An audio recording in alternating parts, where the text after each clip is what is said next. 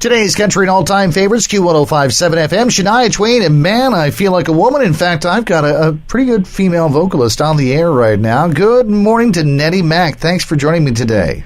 Well, thank you, Steve, and thank you so much. You're putting on the show this weekend at the Brooks Hotel, and we're always looking forward to seeing what you've got in store for the fans. I know you've got some new material you're working on. I am. The album is just in the mastering stage, and we're going for album release for May 18th on my birthday.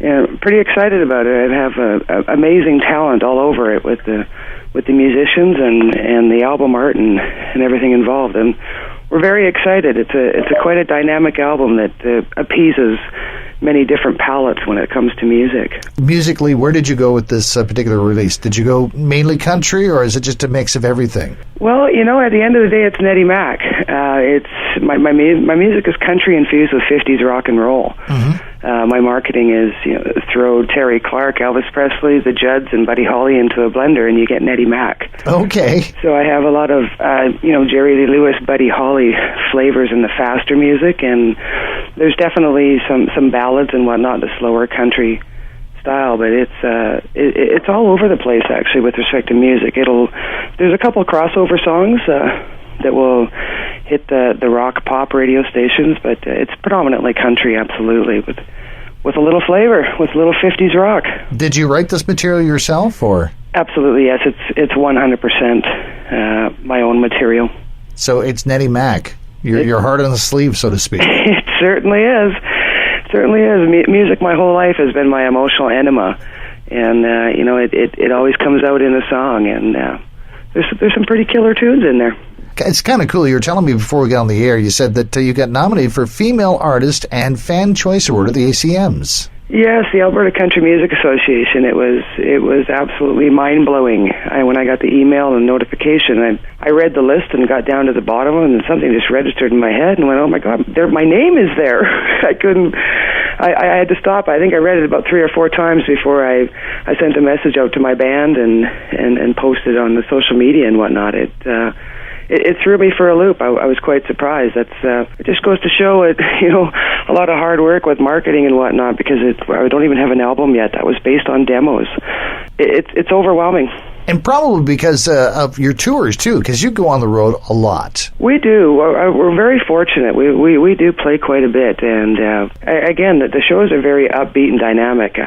One thing I do that very few artists do anymore is I use 2 mics. I have a wireless that I actually go out into the crowd, and I sing, for example, These Boots Are Made for Walking, and I'll just sit down right beside you and put the mic in you at your lips and let you go. And it's quite comical, because most people, give me the deer in the headlights look, but at the end of the day, they sing, and you walk away, and then they're all talking with their friends. I can't believe I just sang. It's fun. It's a very interactive and engaging show. We're not a paid jukebox. We don't sit up there and play a bunch of cover songs, which, of course, we do cover songs. However, we nettify them. I make them my own when we do play them. What comes to mind? I mean, I've been to over 200 concerts in my life, and music has been my passion forever. And I've researched for 20, 30 years. And the Garth Brooks show was the one that he took country music to a completely different level, and I'll never forget his show. And he's smashing guitars on stage and doing that whole rock thing, and then he went into an AC/DC song, and I went, wow, he's doing AC/DC. You can't do AC/DC.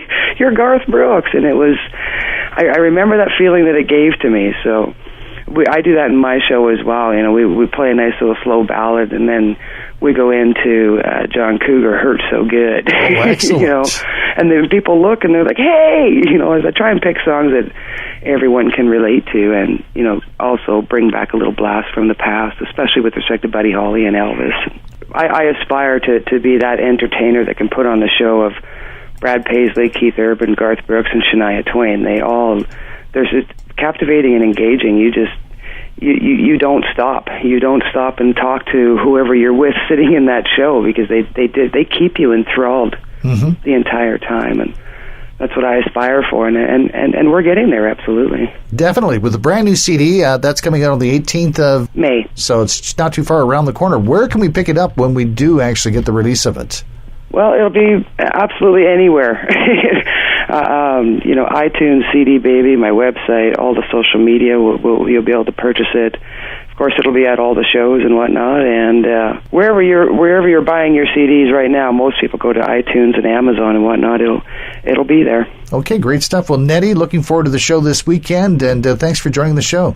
Well, thank you so much. Appreciate it.